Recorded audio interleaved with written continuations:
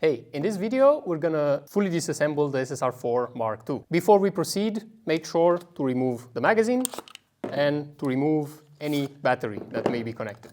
This is for our safety. We don't need a battery connected for these steps. So now putting this on the side, the first step in disassembling the SSR4 Mk2 will be by separating the upper receiver and lower receiver.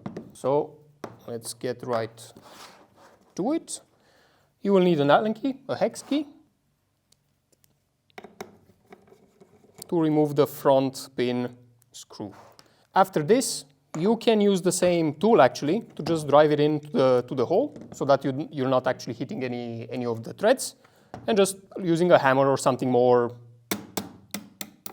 just lightly tap it, or more hard depending on how tight this pin may be. From factory it can get a little tight, but doing this a couple of times it will actually improve a lot more. Now that the pin is out, now we start separating the upper from the lower. You will see that it actually has a catching point where it doesn't want to move further than this. This is because of the charging handle. You just need to put the charging handle a little bit, pull up, and then that will actually release the upper and lower receiver from one another. From here on out, we're going to focus on the upper receiver first and then come back to the lower receiver. To remove the hop-up assembly and the hop-up barrel, the entire thing, you just pull it out and we have the hop-up right here. Going further, you can also at this stage change the position of the fake dust cover. You just literally just slide it out, and there's two slots inside, which you may be able to see right there, 1 and 2. And you can actually put it in a new position if you want it to be closed fully, as you can see. But now, for the purpose of this video, we'll take it completely apart. Next, we can take off the handguard, which is very easily done by loosening these two screws. You don't have to remove them completely, just loosen them.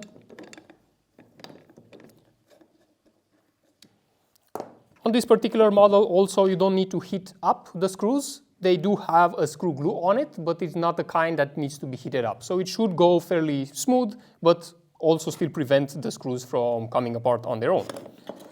Now, the whole handguard can come apart.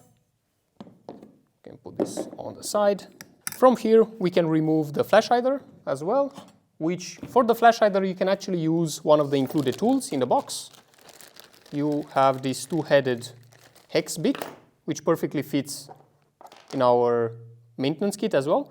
And you can use the bigger side, the 1.5 side, to just loosen the set screw slightly. And then the whole flash hider can come loose. All right, from here you also have a spacer and two O-rings which are needed in order to achieve the perfect position for the flash hider. Next, in order to remove the dust cover plate, we will need something sharp, like a needle or even the point of the tweezers, if I can get the tweezers out. With this, we need to remove the C-clip, which is located right there. Now, if it's rotated, like if you can see the C-clip opening, just rotate the C-clip until you can't see that anymore. And with something sharp, like I said, just go underneath it and pull up slightly. But for this, I'm not gonna cover it so that you can actually see it in the video, or like hopefully see it in the video. If it flies away, then it flies away.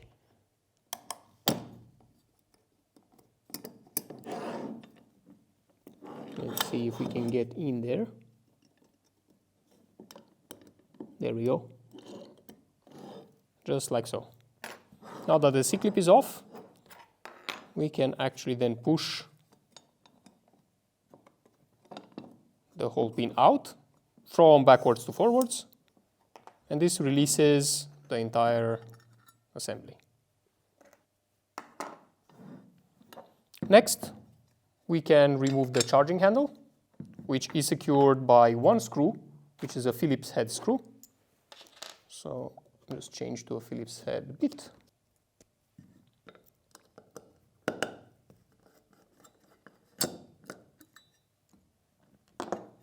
And now the entire charging handle can come out, like so. Now the only thing that's left on this is obviously the outer barrel, which can be removed by loosening the barrel nut. I'm just gonna temporarily put it back on the lower receiver so that I have a bit of purchase and grip. Before doing so, however, I am gonna reinstall the pin so that I don't damage anything. Now that I have a bit more leverage, I should be able to loosen the barrel nut.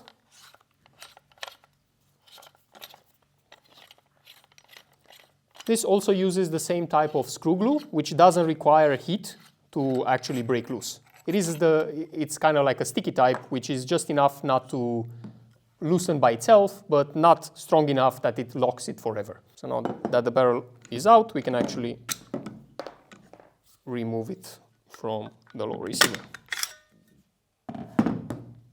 Good. From here, now that the upper receiver is completely disassembled, we can move to disassemble the hop-up chamber.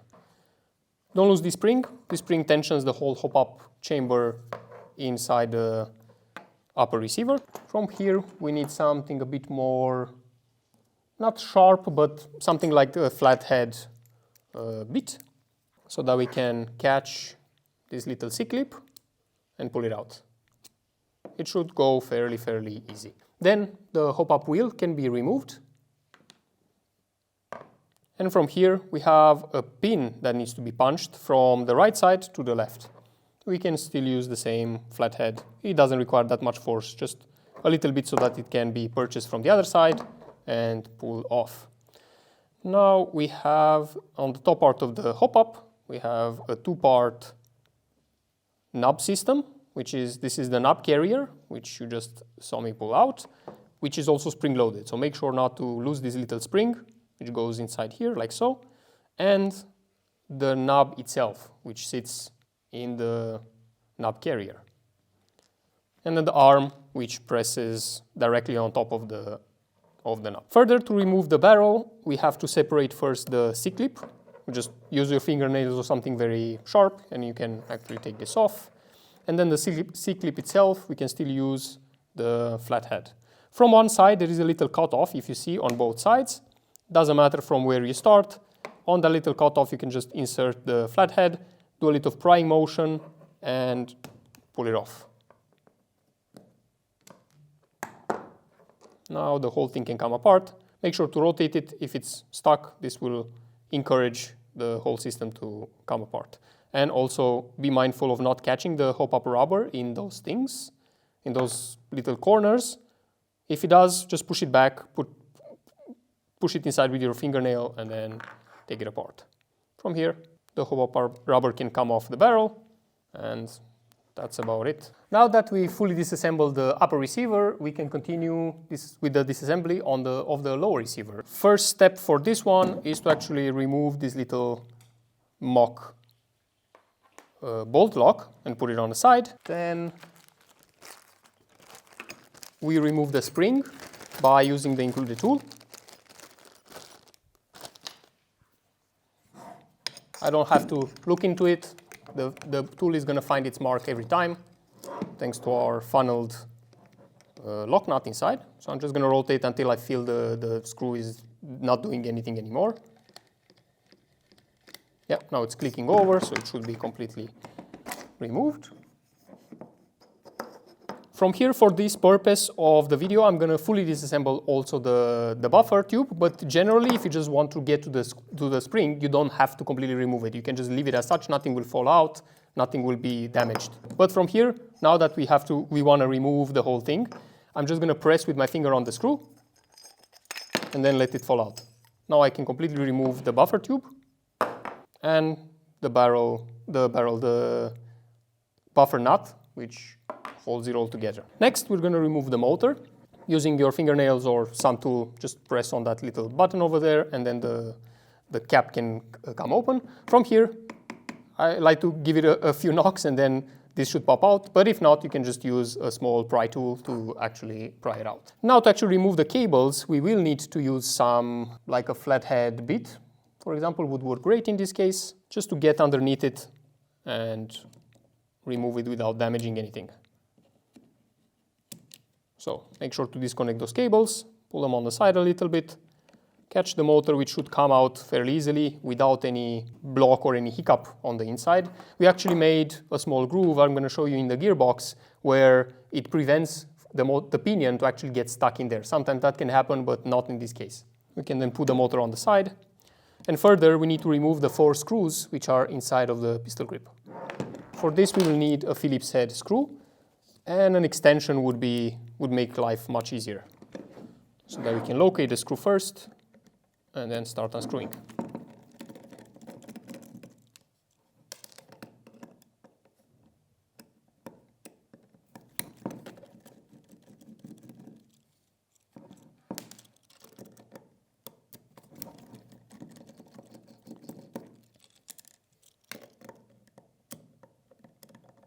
If the screw falls inside, don't worry about it. You will be able to remove it in a second. Now that all 4 screws are removed, you can just wiggle this pistol grip out. And now, as you can see, actually 1 screw went inside of the gearbox, which is perfect, because now I can show you, you can actually remove it even without removing the gearbox. It should actually pop out. Good, we put this to a side for now. Further, we will remove the mag catch. For this, you can actually use the included 2-headed tool. One of the sides of the 2-headed tool has a 1.5 millimeter bit, which perfectly fits the mag release. Now we can put this on the side. Good. For this gun, you don't have to remove, there is a screw here for the selector, but you don't have to remove the selector for this purpose. I actually recommend not to remove it because it's going to make life a little bit easier for you. Just make sure to stick it into the semi position. From here, the only 2 other things that we need to do to fully separate the gearbox from the lower receiver is to remove these 2 pins, the big one and the body pin, the smaller one. For this, we will have to use like a driving bit or like a punch of sorts, and a small hammer. I would actually recommend punching out the bigger one first. And it would actually help if you put something underneath it so that there is a bit of leverage. For example, the pistol grip can be used in this case. I'm just going to lightly tap it until it goes. There is only tension on the pin in the first part of it. That's why it needs a few taps at first, but then it's going to completely loosen. Now for the body pin, we're going to go from the other side. We can still use the trick with a pistol grip. And this goes even with less force. You can see the knurling as well on this side as well. From here, to remove the gearbox, there is a little bit of a trick to it.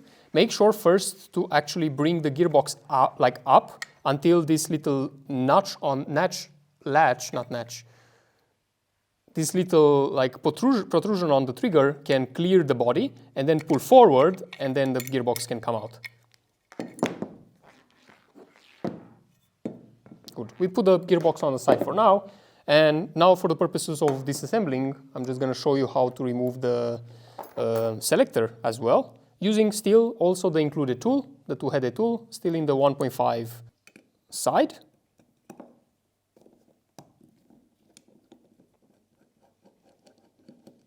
Taking the screw off, and then carefully pry this out. And as you can see, these are all the parts that are included in this assembly. There is also a small spring inside, which we will be able to pull out now, so you can see.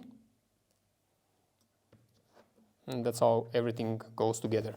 In these 2 parts, there is a little notch over here that you might be able to see, which needs to align with the little notch in the selector as well. So there is only one way to reassemble this, and this is how it would look. It doesn't go the other way around or any other direction. Right, now that we have this fully disassembled, we can actually put it completely on the side and move on to the gearbox disassembly.